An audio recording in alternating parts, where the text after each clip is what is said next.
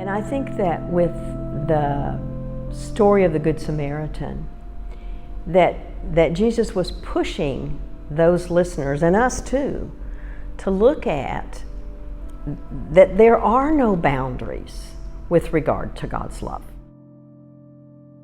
An injured traveler is neglected by two religious figures, two Jewish religious figures, and a Samaritan, who at the time would have been a despised ethnic outcast, comes and aids the traveler.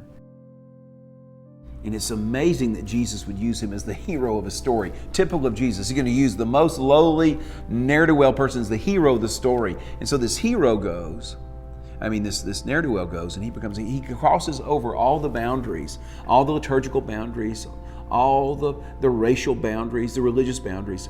In that particular story, Jesus is clearly calling into mind this notion of what constitutes neighbor.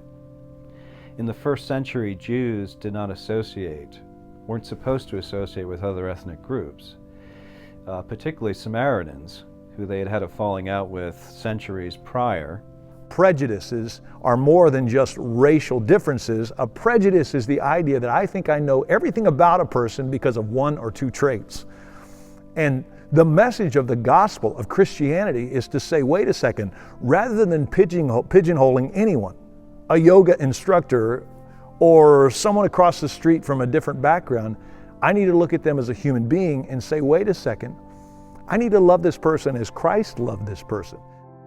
Coming into contact with that sort of a group would be deemed unclean. And the fear on the part of the first century Jew would be that might mean some kind of repercussions for myself, for my community, from God, that I somehow would suffer because I violated that kind of code. As soon as we get a sense of these are the limits, these are the boundaries, we got them figured out as human beings, then the Christian faith pushes us beyond that.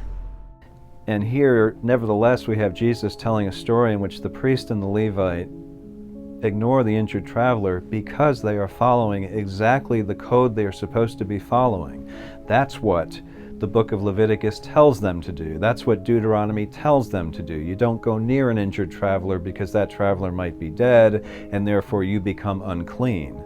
And so in the story, the priest and the Levite not only do not aid the traveler, they cross by on the other side to go nowhere near him.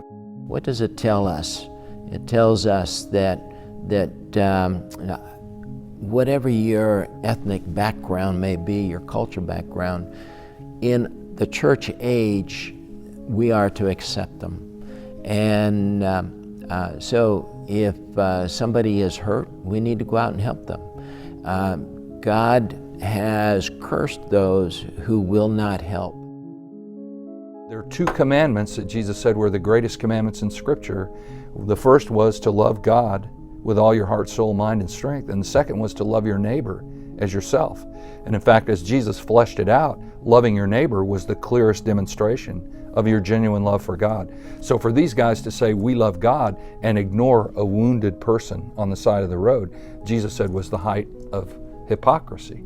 And here's the Samaritan who does not follow that religious code, who does not follow that religious law that the Jews follow, who attends to this person, and in the process, Jesus exalts him as someone who recognizes who his neighbor is, and recognizes that we all have an obligation to each other, regardless of who we are, regardless of class, regardless of ethnicity, regardless of gender, that notion of neighbor is universal. And he is calling all of us in the Synoptic Gospels, certainly, and even in John and many of the non-canonical Gospels, to see us all as one and to recognize that these divisions that we've set up, ethnic, religious, gender, and so on, are artificial, and that anything that divides us from each other, any law, any regulation, any code that divides us from each other, is not a code we should be following.